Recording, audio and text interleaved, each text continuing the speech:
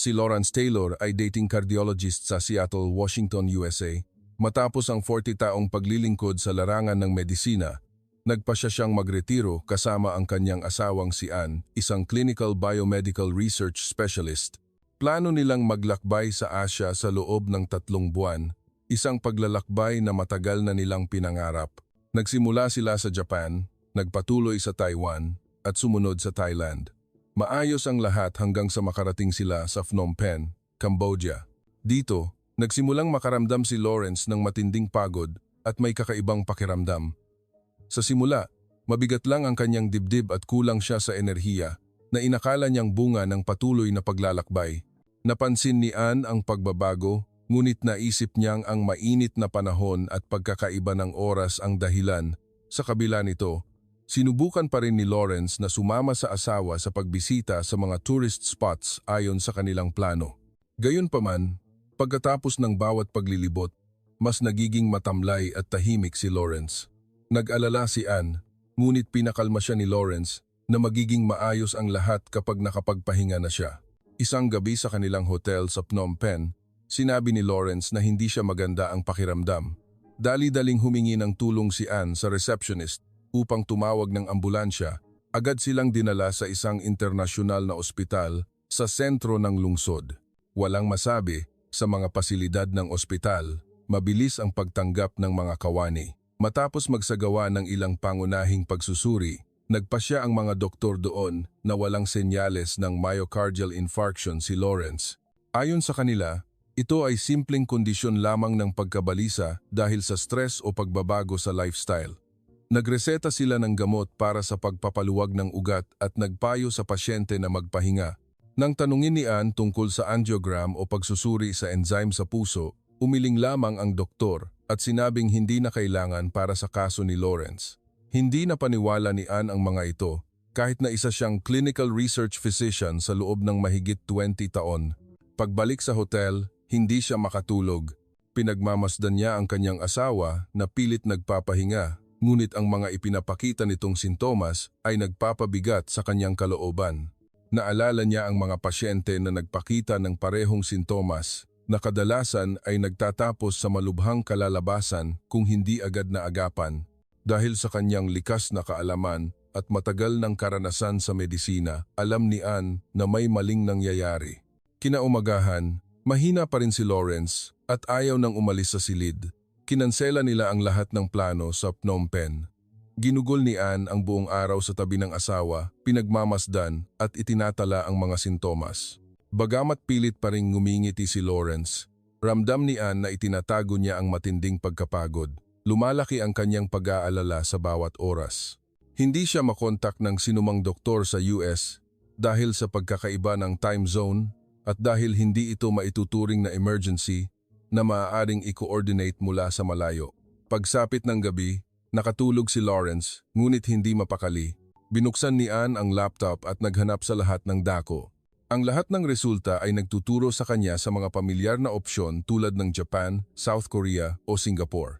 Ngunit ang mga lugar na iyon ay nangangailangan ng komplikadong proseso ng pagpaparehistro na maaaring tumagal ng ilang araw bago matanggap ang pasyente. Ang oras ay isang bagay na wala na sila at hindi rin sila maaaring bumalik sa US. Masyadong mahaba ang biyahe sa eroplano at napakataas ng panganib para sa isang taong may senyales ng lumalalang sakit sa puso. Sinubukan niyang i-type sa search bar ang mga pariralang tulad ng Cardiology Emergency in Asia o Best Heart Hospital for Foreigners. Isang hindi inaasahang pangalan ang lumabas, Philippine Heart Institute sa Makati City, Maynila, Pilipinas. Hindi niya naisip kailanman ang Pilipinas bilang isang destinasyon para sa pangangalagang medikal. Sa kanyang isip, ito ay isa pa ring bansang umuunlad na may maraming kakulangan. Ngunit ang nakita niya sa website ng ospital ay nagpabago sa kanyang pananaw. Ang lahat ng impormasyon ay malinaw na ipinakita sa Ingles. Mayroong isang sentro na dalubhasa sa interventional cardiovascular surgery. Ang mga doktor ay sinanay sa France, US at Singapore. Ang bilang ng operasyon bawat taon ay umaabot sa libo-libo. Nagpatuloy si Ann sa paghahanap. Binasa niya ang mga review mula sa mga internasyonal na pasyente. Isang taga-Canada ang nailigtas, matapos tanggihan sa sariling bansa. Isang taga-Australia na nagduda sa simula, ngunit gumaling matapos ang isang komplikadong operasyon doon. Ang mga kuwentong iyon ay nagbigay sa kanya ng sinag ng pag-asa. Tiningnan niya ang kanyang asawa na natutulog at naunawaan ni Anne na wala na siyang maraming pagpipilian. Binuksan niya ang email, inilakip ang medical records ni Lawrence at sumulat ng maikling liham sa Ingles na ipinadala sa international contact address sa website ng ospital. Sa liham, isinulat niya ang kasalukuyang kalagayan ng kanyang asawa, ang kasaysayan ng sakit, ang resulta ng pagsusuri sa Cambodia at ipinahayag ang kanyang pag-aalala tungkol sa posibleng pagkaantala sa paggamot. Binigyang diin niya na handa silang lumipad agad patungong Pilipinas kung matatanggap ang pasyente. Pagkatapos ipadala ang liham, tahimik na umupo si Anne sa loob ng mahabang sandali. Hindi niya alam kung may magbabasa ba ng email sa oras na iyon at lalong hindi siya sigurado kung makakatanggap siya ng tugon. Ngunit alam niya ang isang bagay. Ang Pilipinas, ang huling pagkakataon na maaari nilang asahan sa sandaling ito. At kung maililigtas ng lugar na iyon si Lawrence, handa siyang isugal ang lahat. Pagkalipas ng 2 oras, hindi gaanong umasa si Anne. Inakala niya na kung mapalad, kinabukasan ng umaga ay may makakabasa. Ngunit wala pang 1 oras, isang tugon ang lumabas sa screen. Ang titulo, Urgent Response Philippine Heart Institute, Makati City. Ang nagpadala ay isang international medical coordinator na nagngangalang Marco Reyes. Ang nilalaman ng email ay magalang, maikli at ganap na nakasulat sa Ingles. Natanggap na nila ang impormasyon at record ni Lawrence Taylor at inilipat na ang lahat ng datos sa Head of Cardiology at personal itong tatanggapin kung darating ang pasyente sa loob ng susunod na 24 oras. Walang kailangan ng appointment, walang kailangan ng insurance sa simula, dumiretso lamang sa emergency room kasama ang kopya ng passport.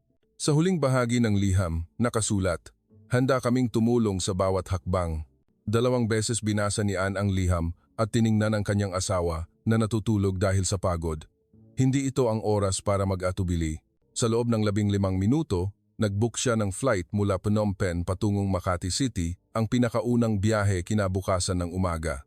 Nakipag-ugnayan siya sa mga kawani ng hotel, ipinaalam ang pagbabago sa plano at humingi ng tulong para sa mabilis na pag-check out. Ang lahat ay inihanda ng tahimik, walang anumang labis na salita. Alam niyang papasok siya sa isang hindi tiyak na paglalakbay, ngunit iyon lamang ang natitirang bagay na maaari niyang paniwalaan. Kinaumagahan, maaga silang nasa paliparan. Mahina si Lawrence kaya hindi siya makagalaw ng mag-isa. Ang mga kawani ng paliparan sa Cambodia ay tumulong sa kanila ng masigasig kaysa sa inaasahan. Walang nagtanong o nagsuri ng labis. Marahil ay nakita nila ang pagkaapurahan sa mga mata ni Anne. Nang lumipad ang eroplano, hindi siya natatakot at hindi rin siya umaasa ng labis. Gusto lamang niyang makarating sa tamang oras. Maikli lamang ang biyahe. Nang lumapag ang eroplano sa Ninoy Aquino International Airport, naramdaman ni Anne na para siyang pumasok sa isang ganap na kakaibang mundo. Ang Pilipinas ay hindi kailanman naging bahagi ng kanyang plano sa buhay. Narinig niya ang tungkol sa Maynila, alam niya ang tungkol sa kasaysayan, sa pamamagitan ng mga aklat, ngunit hindi niya naisip kailanman na isang araw, ang lugar na ito ang magiging sandigan ng buhay para sa kanyang pamilya. Pagkatapos ng immigration process, binuksan niya ang telepono at si Marco Reyes ay nagpadala na ng mensahe na nagkukumpirma na naabiso na ang ospital. May isang ambulansya na naghihintay sa labas ng paliparan. Kailangan lang niyang sabihin ang pangalan at hindi na kailangan pang magbigay ng mga dokumento. Hindi kailangan ng procedures. Hindi siya makapaniwala na ang isang health system sa isang umuunlad na bansa ay maaaring gumana ng ganito kabilis. Nang umandar ang sasakyan patungo sa sentro ng lungsod, nakaramdam siya ng kakaiba sa kanyang puso. Hindi ito ganap na katiyakan at hindi rin ito ganap na pag-aalala. Napakabilis ng mga pangyayari kaya hindi siya nagkaroon ng oras upang mag-isip. Sa kanyang isip, paulit-ulit lamang ang isang tanong, tama ba ang desisyon na ginawa ko? Pagdating sa tarangkahan ng ospital, isang grupo ng medical staff ang naghihintay na. Walang nagpakita ng pagmamadali o pagkalito. Tinanggap nila ang pasyente ng may pagiging kalmado at profesionalismo. Ang buong proseso ng pagpasok ay natapos sa loob lamang ng 20 minuto. Hindi kailangang pumirma ni Ann ng anumang dokumento maliban sa isang form na nagkukumpirma ng pagkakakilanlan ng pasyente. Dinala nila si Lawrence sa emergency room at inanyayahan si Ann sa isang pribadong waiting room para sa mga pamilya ng dayuhan. Isang batang doktor ang lumapit sa kanya, nagpakilala bilang si Dr. Paulo Cruz, ang assistant ng head of cardiology. Mahinahon ang kanyang boses, malinaw ang Ingles upang makipag-usap ng maayos.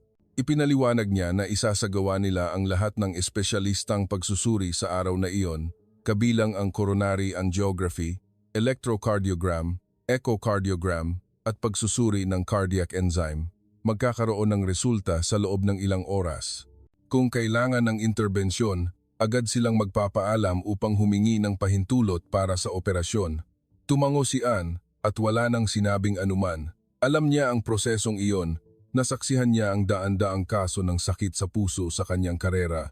Ngunit sa pagkakataong ito, hindi siya ang may kontrol sa sitwasyon. Isa lamang siyang asawa na naghihintay ng balita habang pinipigil ang hininga. Sa loob ng 4 na oras, natapos ang lahat ng resulta. Bumalik si Dr. Cruz. Sa pagkakataong ito ay kasama ang isang lalaking nasa hustong gulang na may seryosong hitsura. Nagpakilala siya bilang si Dr. Eduardo Sanchez, ang Head of Interventional Cardiology. Napakalinaw ng kanyang Ingles na may bahagyang American-Filipino accent. Sinuri niya ang records at ang resulta ng angiogram at nagtapos na si Lawrence ay may malubhang pagbara sa 3 ugat ng korona kasabay ng pinsala sa mitral valve. Ito ay isang kritikal na sitwasyon. Kung hindi agad maaagapan, napakataas ng panganib ng acute heart failure at kamatayan sa loob ng ilang araw. Nakaupo si Ann nang hindi gumagalaw. Kahit na inasahan na niya ito, hindi pa rin niya maiwasan ang pagkagulat. Nagpatuloy siya. Ang operasyon ang tanging pagpipilian.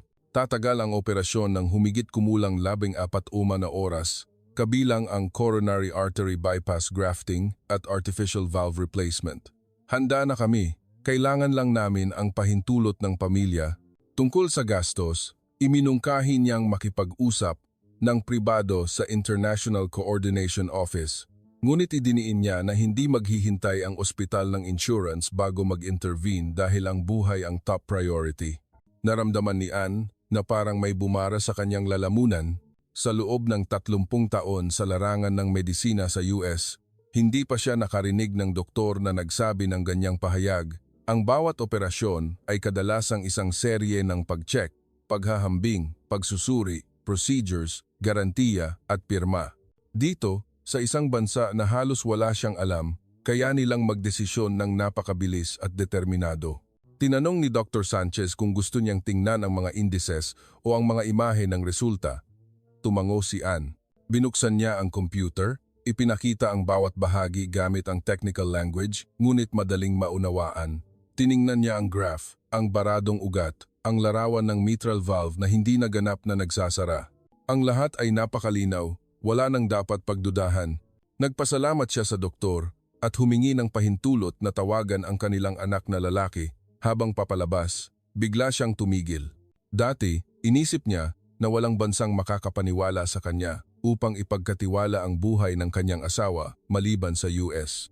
Ngunit sa sandaling ito, sa Pilipinas, naramdaman niya ang isang bagay na hindi niya nakita ng malinaw sa loob ng maraming taon sa kanyang propesyon, ang determinasyon na magligtas ng buhay na higit sa lahat ng sistema. Wala na siyang pagdududa.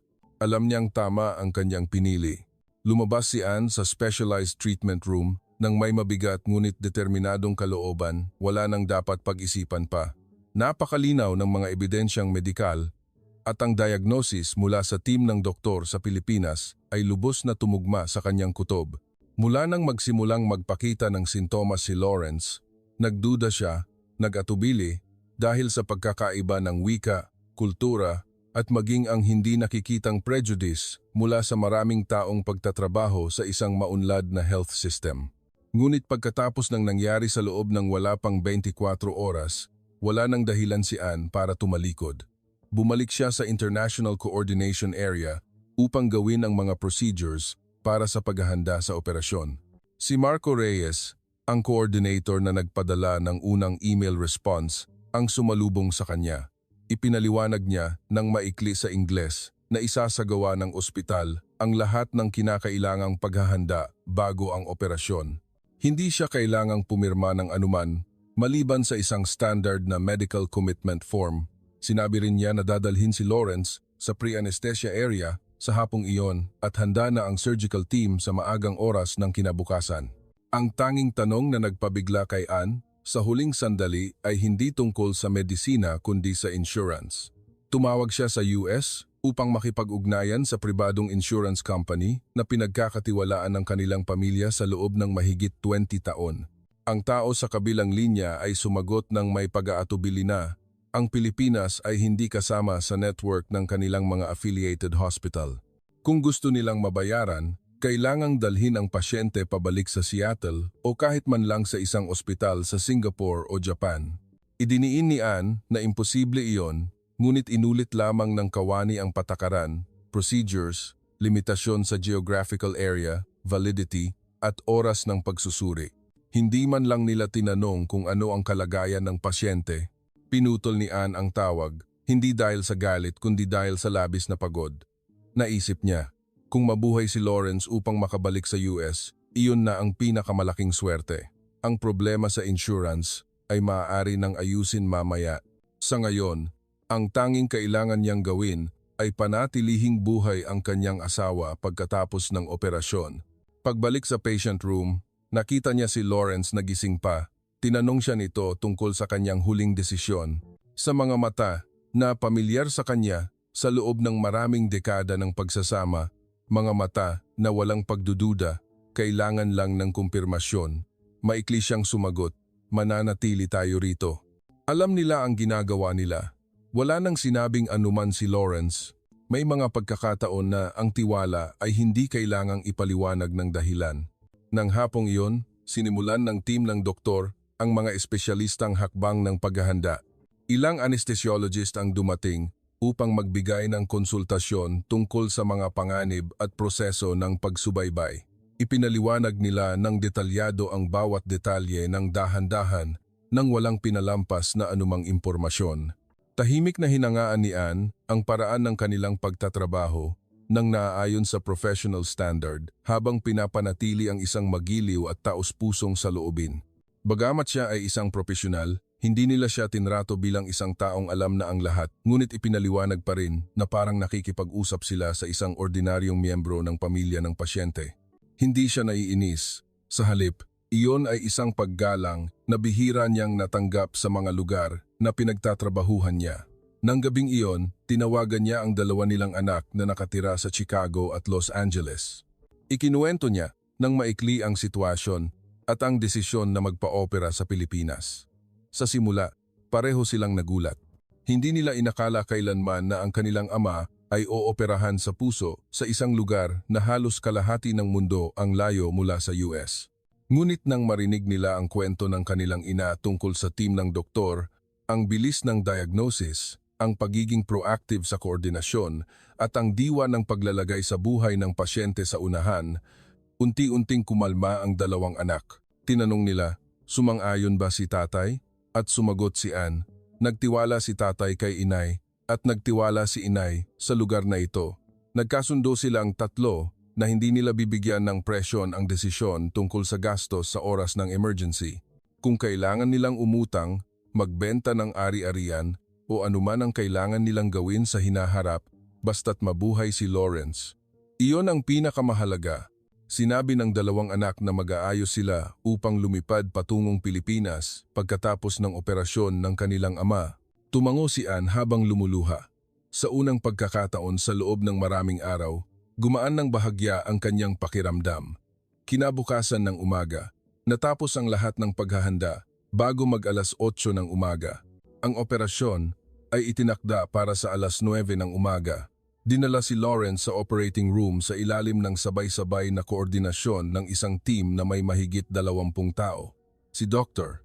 Eduardo Sanchez mismo ang lumapit kay Ann bago ang oras ng operasyon, sinabing maikli, "Gagawin namin ang lahat ng aming makakaya." Hindi kailangan ni Ann ng pangako, kailangan lang niya ng dedikasyon.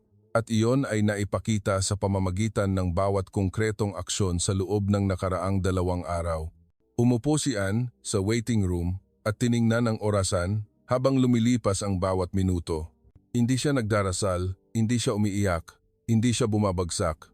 Inisip niya ang mga unang araw nang mag-asawa pa lamang sila, ang mga biyahe for work na magkasama, ang mga gabing walang tulog sa pag-aaral. Alam niya na kung may lugar sa mundong ito na makakapagligtas kay Lawrence sa sandaling ito, iyon ay narito. Sa gitna ng Pilipinas, isang bansa na wala silang gaanong alam, ngayon ay naging huling sandigan ng buhay para sa lalaking mahal niya. At ang pinakakahanga-hanga ay hindi na siya nakaramdam ng takot. Nagsimula ang operasyon sa tamang oras. Inimbitahan si Ann sa pribadong waiting room para sa mga pamilya ng dayuhang pasyente. Ang tahimik na silid ay may isang electronic board na nagpapakita ng code number ng operasyon at status update sa real time. Pumasok ang isang coordinator ng ospital, nagpakilala ng maikli, at sinabing bawat 2 oras ay may mag-a-update ng progreso sa Ingles. Hindi na kailangang magtanong, hindi na kailangang maghintay ng may pag-aalala. Umupo si Ann, binuksan ang maliit na notebook na kasama niya mula pa noong simula ng paglalakbay. Sa unang pagkakataon, hindi travel notes ang isinulat niya doon kundi isang linya lamang. Sana ito ang lugar kung saan maaaring magsimulang muli si Lawrence. Lumipas ang 2 oras, tulad ng napagkasunduan, bumalik ang coordinator. Maayos ang takbo ng operasyon, isinasagawa na ng team ang coronary bypass. Ang lahat ng indices ay nasa ligtas na antas. Tumango si Ann at walang sinabing anuman, ngunit sa loob, nakahinga siya ng maluwag. Kahit hindi pa tapos, ito ay isang mapagkakatiwalaang simula. Matagal na siyang hindi nakaramdam ng pagiging pinapakinggan, ng pagiging sinasamahan nang hindi niya kailangang hawakan ang kontrol. Pagkaraan ng 3 oras pa, isang batang babaeng doktor ang lumabas. Sinabi niya na isinasagawa na nila ang pagpapalit ng mitral valve. Ang lahat ay nasa tamang schedule pa rin, walang hindi inaasahang komplikasyon. Ang mga pangungusap na iyon ay maaaring teknikal para sa isang ordinaryong tao, ngunit para kay Ann, iyon ay ang tibok ng buhay na dahan-dahang bumabalik. Nagdagdag siya ng isinulat sa notebook. Nagtatrabaho sila tulad ng isang symphony orchestra. Mabagal ang oras, ngunit hindi nagtatagal hanggang sa puntong nakakawala ng pag-asa.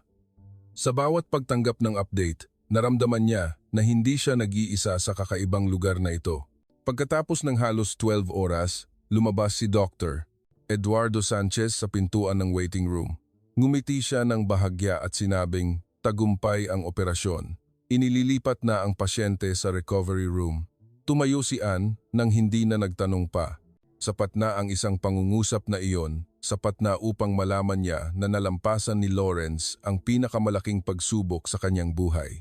Nagpasalamat siya sa doktor ng buong puso, nang hindi na nagpapahaba pa ng salita. Ang emosyon sa sandaling iyon ay hindi euphoria kundi isang tahimik, malalim at kalmadong alon.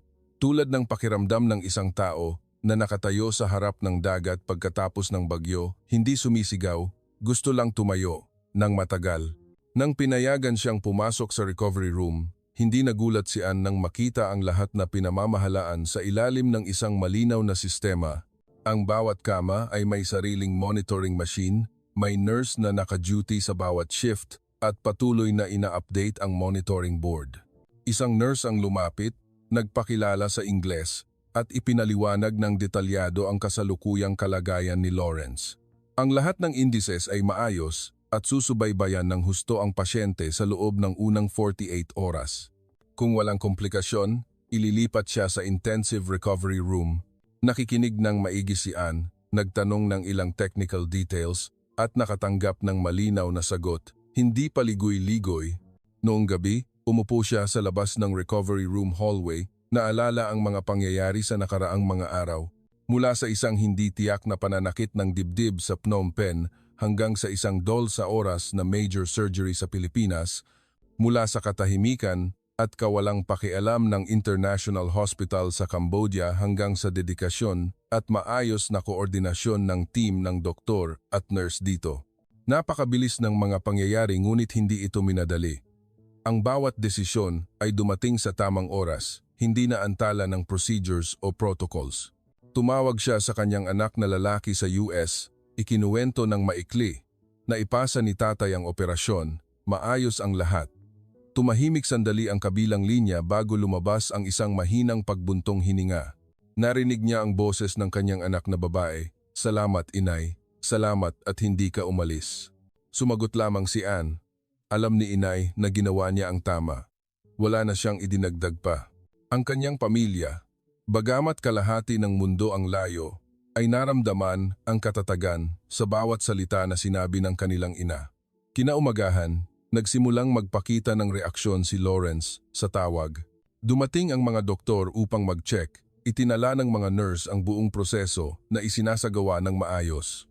Bumalik ang isang anesthesiologist upang ipaliwanag ng malinaw ang proseso ng paggising, ang oras ng pagtanggal ng life support machine, at kung paano subaybayan ang mga komplikasyon pagkatapos ng operasyon.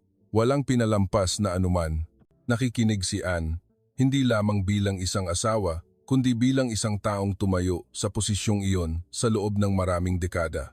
Naisip niya, ito ay hindi lamang kasanayan, ito ay isang propesyon na may pananaw. Pagsapit ng tanghali, nagmulat si Lawrence at nakita si Anne. Bagamat hindi pa siya makapagsalita ng malinaw, sapat na ang kanyang mga mata upang maunawaan ni Anne na nananatili siya sa kanya. Hindi na kailangan ng magagandang salita, sapat na ang tinging iyon upang burahin ang mga araw ng kawalan ng pag-asa.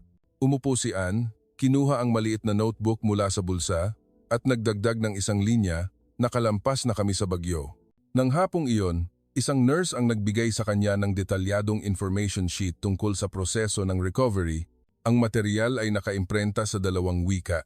Malinaw ang presentasyon, kasama ang oras ng pag-inom ng gamot, kung paano subaybayan ang mga hindi normal na palatandaan, at lalo na ang mga cardiac rehabilitation exercises na partikular para sa bawat linggo pagkatapos ng operasyon. Mayroon ding follow-up schedule, emergency phone numbers, at nutritional guidelines. Namilog ang mata ni Anne sa detalye at pag-iingat. Hindi pa siya nakakita ng ganitong paghahanda kahit sa mga nangungunang ospital kung saan siya nagtrabaho. Nang sumapit ang gabi, umupo siya sa resting room, nagsulat ulit sa notebook. Isang sistema na hindi lamang nagliligtas ng buhay kundi nag-iisip din para sa tao. Sa unang pagkakataon mula nang umalis siya sa US, wala na siyang pakiramdam na nasa isang banyagang bansa siya. Naramdaman niya na nasa isang lugar siya na nakakaintindi sa kanya, sumasama sa kanya at higit sa lahat, nagliligtas sa taong pinakamamahal niya, isang lugar na sapat na mapagkakatiwalaan upang ibigay niya ang lahat ng kanyang pag-asa. Walang collateral, walang kondisyon, tanging tiwala lamang. Ang Pilipinas, isang pangalan na dating banyaga, ay naging bahagi na ng kanyang buhay. Inilipat si Lawrence sa post-recovery care room sa umaga ng 3 araw. Dumating ang duty doctor upang kausapin si Anne. Ipinagbigay alam na ang kalagayan ng pasyente ay patuloy na gumagaling at ang cardiac indices ay dahan-dahang bumalik sa normal. Idiniin din niya na ang susunod na hakbang ay hindi gaanong mahalaga. Ang post-operative recovery ay kailangang subaybayan ng husto at personalized ayon sa pisikal na kalagayan ng pasyente. Tumango si Anne, sumasang-ayon sa bawat salita. Naghihintay siya sa loob ng 2 araw para marinig ang eksaktong impormasyon na iyon. Nang tanghaling iyon, bumalik siya sa International Coordination Office upang magtanong ng detalye tungkol sa gastos ng operasyon. Ang staff in charge ay tumanggap sa kanya ng may pamilyar na pagiging mahinahon. Binigyan nila siya ng kompletong projected bill na naglilista ng bawat item mula sa operating room, anesthesia drugs, hanggang sa consumables, tests, at post-operative care. Ang kabuuang inaasahang gastos ay humigit kumulang 30,000. Hawak ni Anne ang kopya, binasa ang bawat linya nang walang sinasabi. Hindi siya nagulat sa mababang halaga kundi sa transparency ng bawat bayarin. Sinubukan niyang tawagan muli ang insurance company sa US.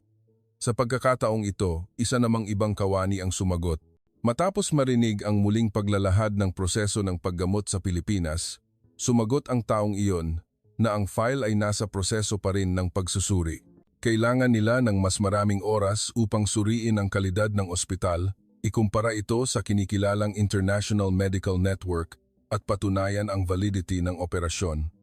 Nagtanong si Anne, gaano katagal? Tumahimik ang kabilang linya ng ilang segundo at sumagot na hindi sila makapagbigay ng katiyakan, posibleng ilang linggo. Pinutol ni Anne ang tawag ng hindi naiinis. Inasahan na niya ito, ngunit ang nakakapagpabigat sa kanyang kalooban ay hindi ang pagkaantala kundi ang pakiramdam na inabandona ng sistema sa oras na kailangan niya ito ng husto.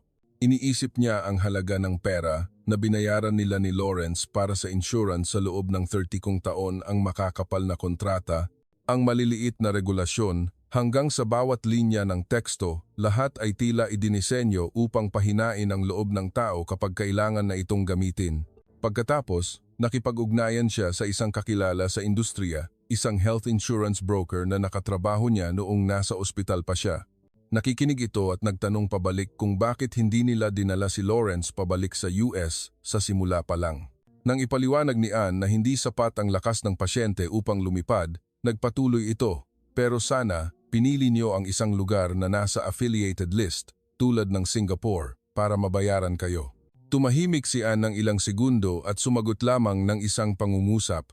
Alam mo ba kung gaano katagal ako maghihintay doon? Umungol ito at nagpatuloy sa pagtalakay sa mga panganib kung may mga komplikasyon. Hindi na sumagot si Anne.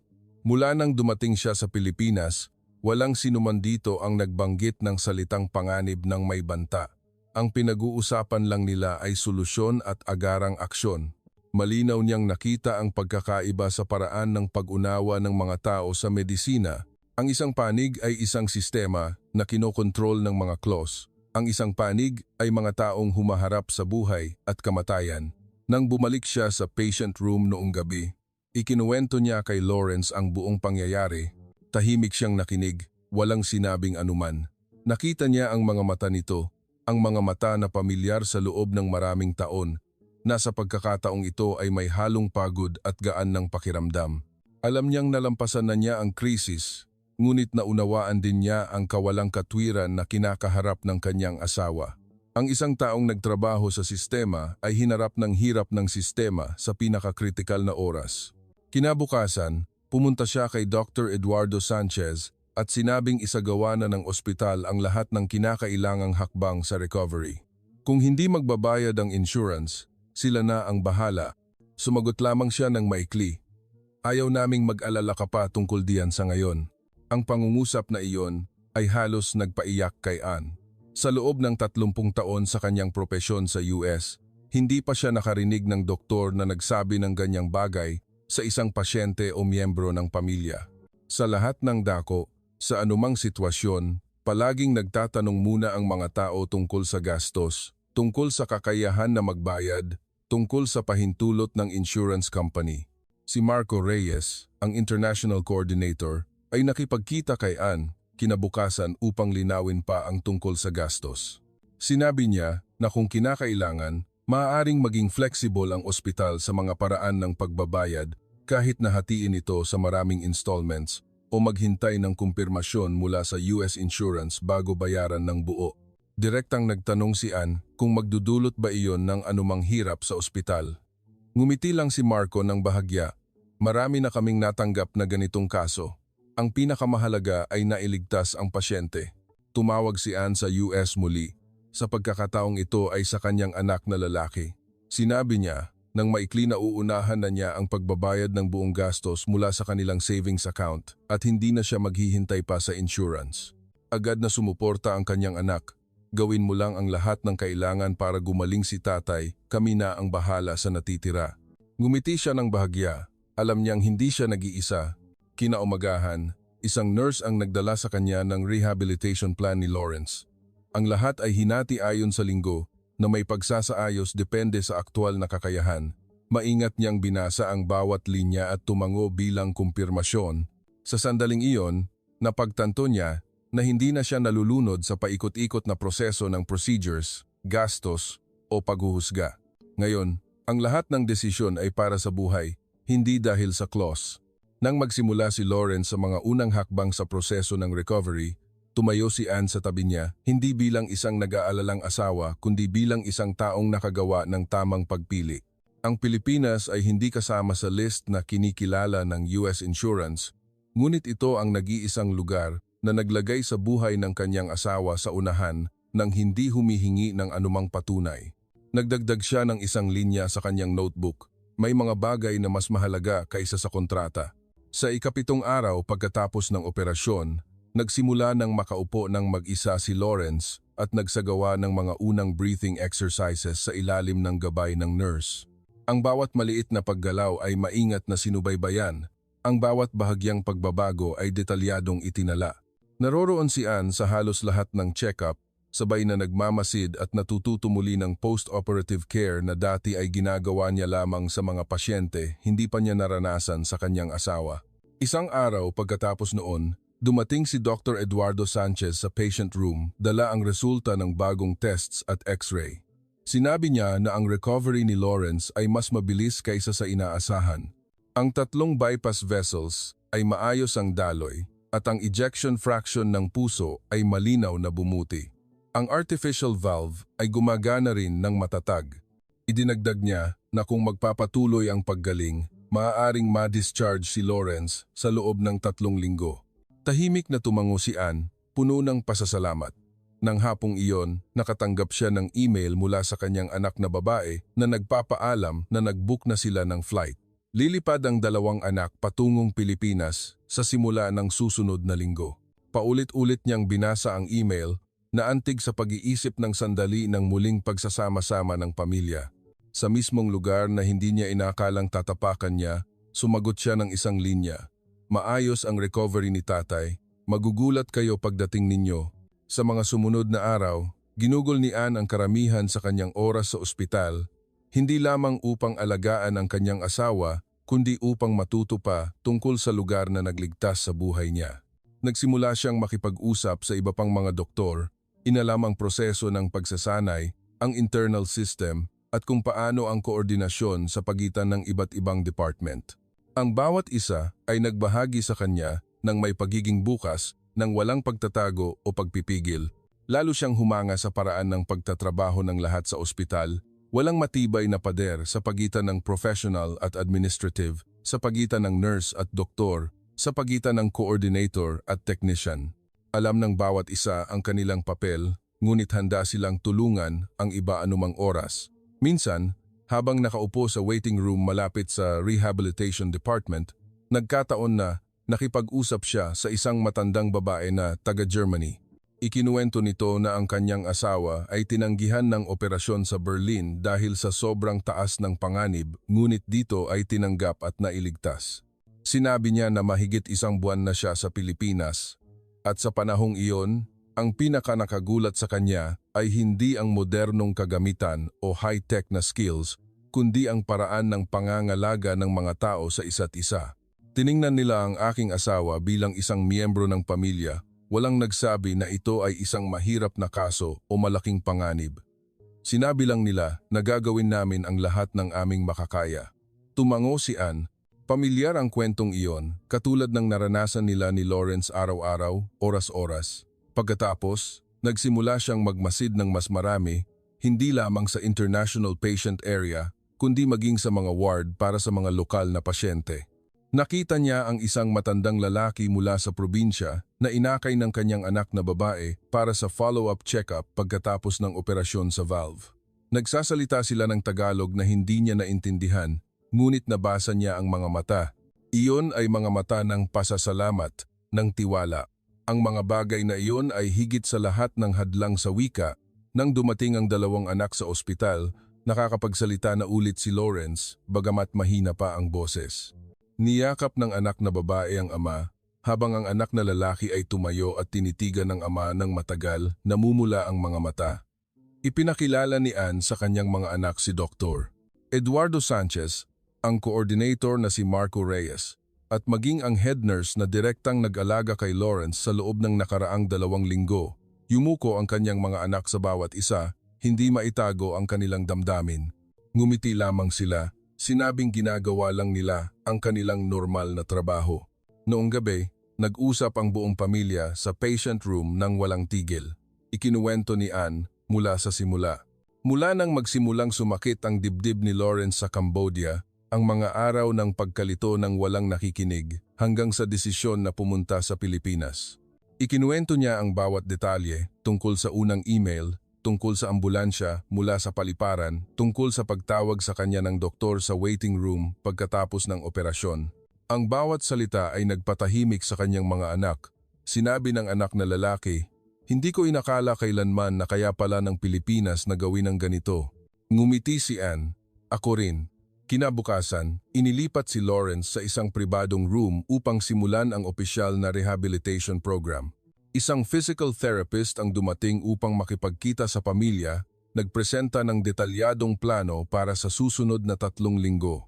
May mga light exercises sa umaga, pagsukat ng cardiac indices sa hapon, at pagsubaybay sa recovery sa pamamagitan ng lingguhang stress test.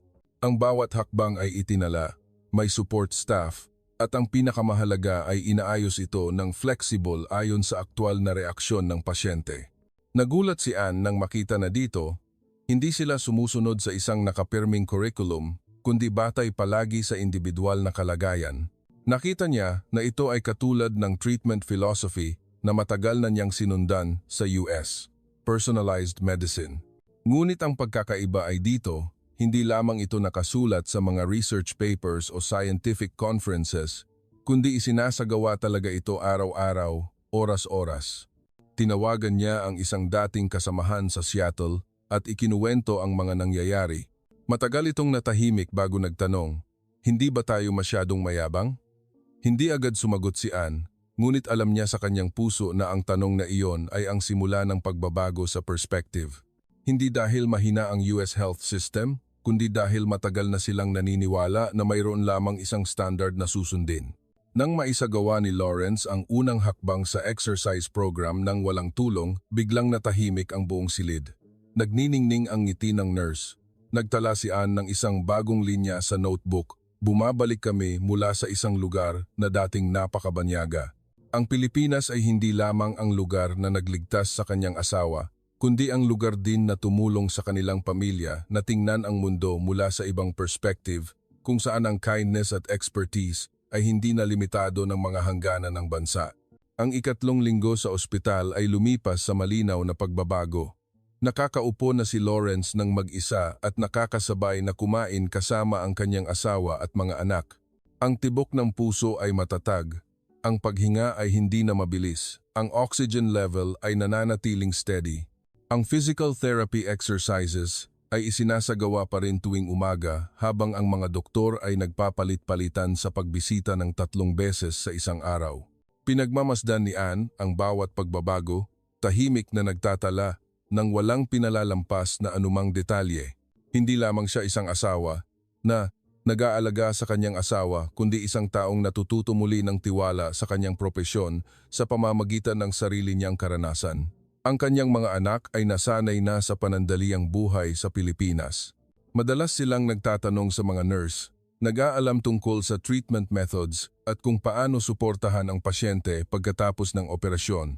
Nakita ni Anne ang pagbabago sa mga mata ng kanyang mga anak, mula sa pagdududa patungo sa tiwala, mula sa pag-aatubili patungo sa pasasalamat.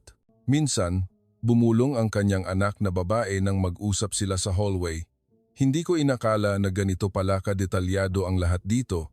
Talagang tama ang naging desisyon mo, inay." Ngumiti lang si Anne. Ang correctness ng desisyon ay hindi na niya kailangan pang patunayan. Ang bawat araw ng recovery ni Lawrence ang nagsalita para sa lahat. Isang umaga, dumaan si Dr. Eduardo Sanchez na may dalang follow-up plan. Sinabi niya na kung walang pagbabago, maaaring ma-discharge ang pasyente sa loob ng 1 linggo, pagkatapos ay 3 linggo ng recovery sa bahay o hotel at babalik upang suriin ang buong cardiac function. Nagpaalala rin siya tungkol sa pangangailangang subaybayan ng husto sa loob ng unang 3 buwan, ang panahon na itinuturing na sensitive pagkatapos ng valve replacement at coronary bypass. Kinuha ni Anne ang papel at tumango bilang pagsang-ayon. Handa na siya para sa susunod na yugto, hindi na ito labanan, kundi pag-iingat. Nang hapong iyon, nagpadala ang ospital ng isang nutritionist upang magbigay ng konsultasyon. Ang mga pagkain pagkatapos ng discharge, ay idinisenyo batay sa kasaysayan ng sakit at reaksyon sa gamot. Hindi lamang may menu kundi mayroon ding tracking chart para sa nutritional content, gabay sa pagpili ng pagkain sa lokal, at maging mga address ng ligtas na bilihan sa loob ng lungsod.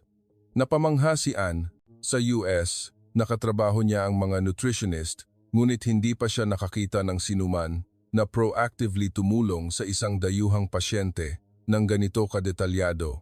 3 araw bago ang discharge, sinuri ulit si Lawrence. Ang lahat ng indices ay nasa ligtas na antas, ang tibok ng puso ay matatag. Ang artificial valve ay gumagana ng tama, ang blood pressure at cholesterol ay kontrolado. Nang maayos ang mga resulta ay ikinasiya ng lahat ng doktor sa team. Sinabi ni Dr. Sanchez na hindi pa siya nakakita ng dayuhang pasyente na umangkop ng ganoon kabilis. Alam ni Ann na ang malaking bahagi nito ay dahil sa maayos na koordinasyon sa pagitan ng expertise at care. Mula sa operasyon hanggang sa bawat rehabilitation exercise, ang pasyente ang sentro, walang hakbang na ginawa ng padalos-dalos. Nang papalapit na ang araw ng discharge, nag-usap ang buong pamilya upang ayusin ang schedule. Nagpasya si Ann na manatili pa ng 2 linggo upang subaybayan ang unang yugto ng recovery sa labas ng ospital. Upa siya ng isang serviced apartment malapit sa ospital, madali ang pagbiyahe at mananatili siyang nakikipag-ugnayan sa medical team. Ang kanyang mga anak ay babalik sa US ng paisa-isa, ngunit handang bumalik kung may anumang hindi normal na senyales. Bago umalis sa Pilipinas, sinabi ng kanyang anak na babae ang isang pangungusap na itinala ni Ann sa notebook. Dinala mo si tatay sa isang lugar na hindi namin malilimutan bilang pamilya. Sa araw ng discharge procedures, nagpaalam ang mga medical staff isa-isa mula sa head nurse, resident doctor, rehab nurse, hanggang sa international coordinator. Naaalala ng lahat ang pangalan ng pasyente, nagpaabot ng pagbati at walang sinuman ang nagpakita ng pagkukunwari.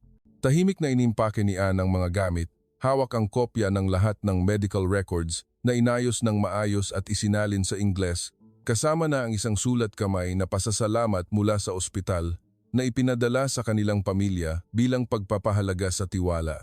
Hindi pa siya nakakita ng ospital na gumawa ng ganoong bagay. Nang umalis sila sa tarangkahan ng ospital, nagsalita si Lawrence na nagpaiyak kay Ann. Pumunta ako sa Pilipinas upang iligtas ang aking buhay. Ngunit babalik ako dahil sa kindness. Hindi siya sumagot. Yumuko lamang ng bahagya bilang pasasalamat sa mga taong sumama sa kanilang pamilya sa mapanghamong paglalakbay na ito.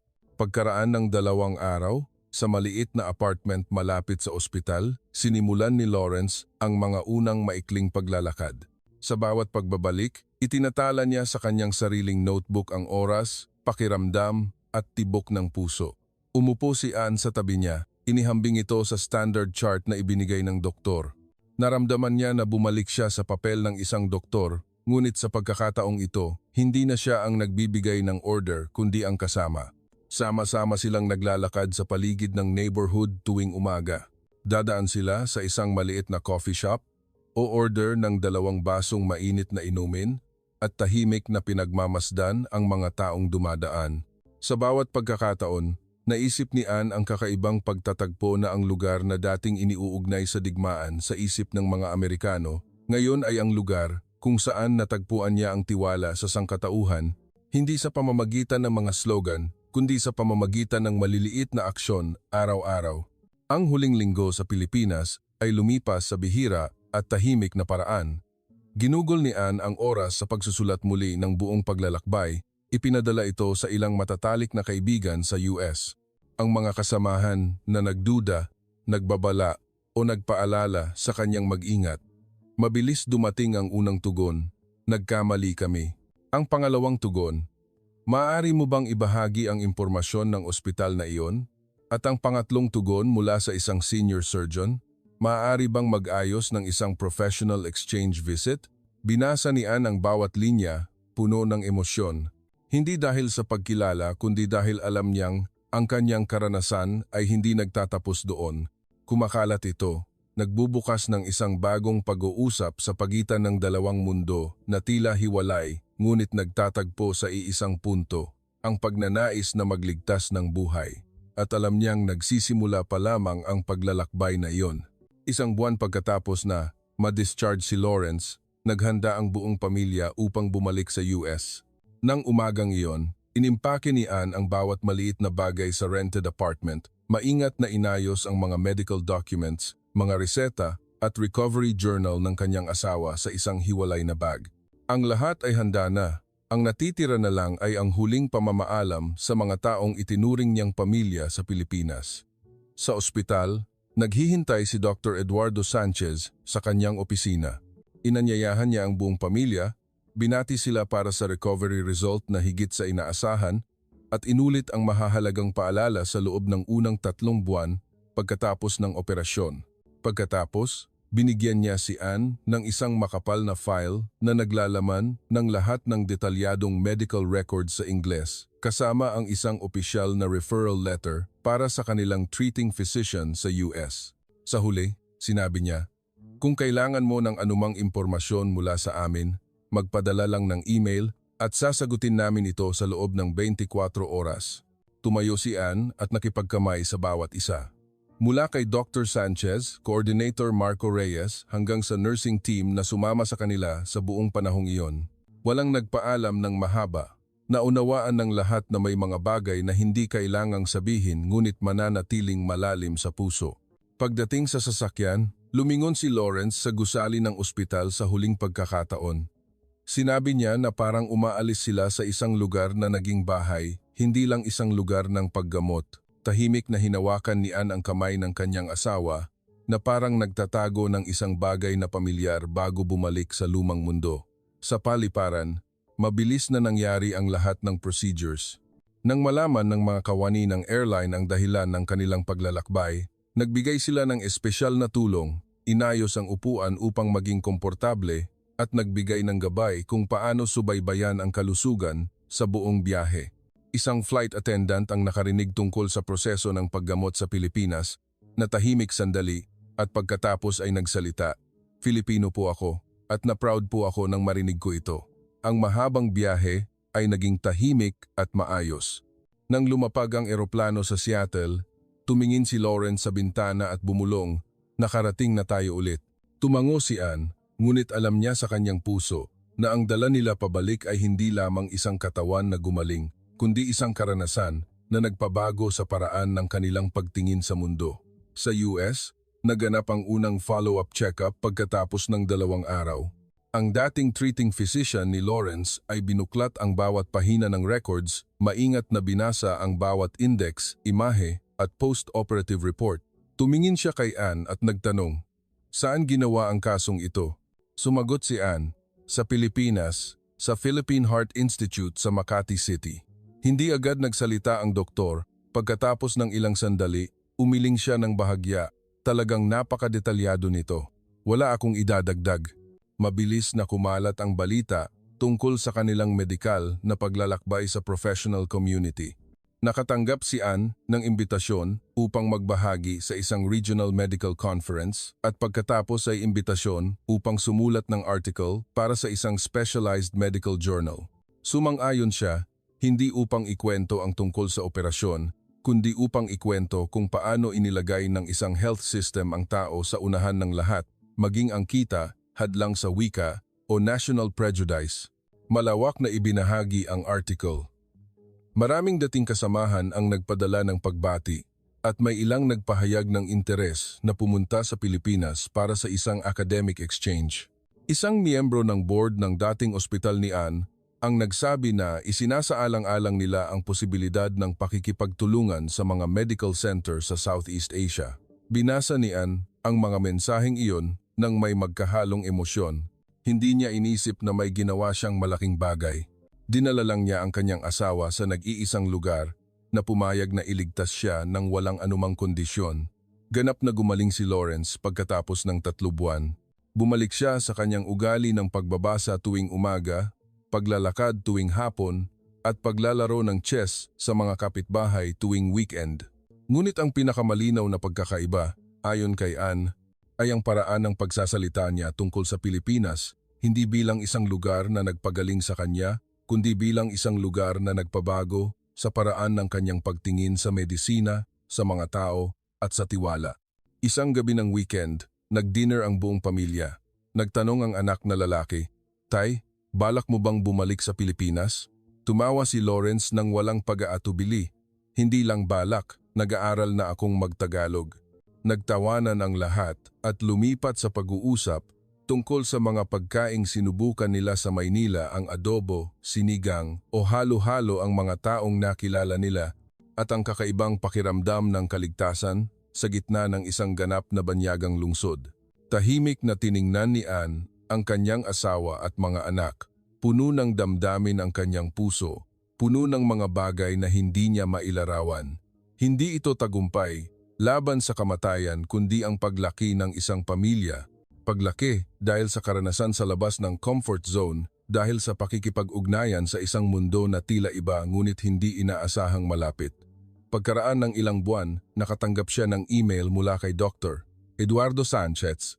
Nangumusta siya sa kalusugan ni Lawrence, nagpadala ng pagbati mula sa treatment team at sinabing may ilang batang doktor sa ospital ang nasasabik sa pagkakataong matuto mula sa mga malalaking ospital sa US. Agad na sumagot si Ann, nagbahagi ng impormasyon mula sa mga kasamahan sa Seattle at handang tumulong sa koneksyon kung kinakailangan. Alam niya na ang paglalakbay ng kanilang pamilya ay hindi nagtatapos sa paglipad pabalik sa US. Nagsisimula pa lamang itong magbukas ng isang bagong pintuan, isang di nakikitang tulay sa pagitan ng dalawang health systems, dalawang bansa, dalawang magkaibang approaches, ngunit may iisang layunin. Sa work desk ni Ann, may isang bagong picture frame. Iyon ay isang larawan ng buong pamilya na nakatayo sa harap ng tarangkahan ng ospital sa Makati noong araw ng discharge. Sa likuran ang signage sa Filipino at sa harap ang ngiti ng mga taong kalalabas lang sa pagitan ng buhay at kamatayan. Ang sinumang bumibisita sa bahay ay humihinto at nagtatanong, saan kinuha ang larawang ito? At palaging sumasagot si Ann gamit ang pamilyar na pangungusap, sa lugar na nagligtas sa buhay ng aking asawa ang Pilipinas. Nang gabing iyon habang nagsusulat ng diary, nagtala siya ng isang huling linya pagkatapos ng maraming pahina. Akala namin pumunta kami sa Pilipinas upang maghanap ng pagkakataong mabuhay, ngunit sa huli, ang kindness sa lugar na iyon ang nagturo sa amin na mabuhay muli. At alam niya na kung minsan, ang isang bansa ay hindi kailangang i-promote sa pamamagitan ng matataas na gusali o international media fame. Sapat na ang isang ospital, isang medical team, at isang puso na sapat na mainit upang hindi malimutan ng iba. Mga minamahal na tagapakinig, nais po naming iparating ang aming taos-pusong pasasalamat sa inyong paglalaan ng oras upang sundan at pakinggan ng buo ang kuwentong ito ngayon. Ito po ay hindi lamang isang paglalakbay ng isang tao na lumampas sa hangganan ng buhay at kamatayan, kundi isang malaking aral din tungkol sa tiwala, dedikasyon at pagkakawanggawa na lumalampas sa lahat ng distansya. Sa pamamagitan ng kuwentong ito, umaasa kami na bawat isa sa atin ay mas pahahalagahan ang halaga ng kindness, ng medical ethics, at ng mga taong tahimik na naglilingkod sa larangan ng medisina sa buong mundo. Kung minsan, ang tiwala ay wala sa teknolohiya o kasikatan kundi nagmumula sa isang pusong marunong maglagay sa tao sa unahan. Kung naantig po kayo ng kwentong ito, nag-iwan ng isang pag-iisip, isang emosyon o isang sympathy sa inyong puso, iyon po ang pinakamahalaga sa amin. Upang suportahan ang aming channel, pindutin lamang ang like, mag-iwan ng komento, ibahagi ang inyong mga saloobin, at mag-subscribe sa channel. Ang inyong interes at suporta po ang malaking inspirasyon namin upang ipagpatuloy ang pagpapalaganap ng mga kuwentong puno ng humanity sa komunidad. Muli, maraming salamat po at naway lagi po kayong malakas, ligtas at puno ng pag-asa sa buhay.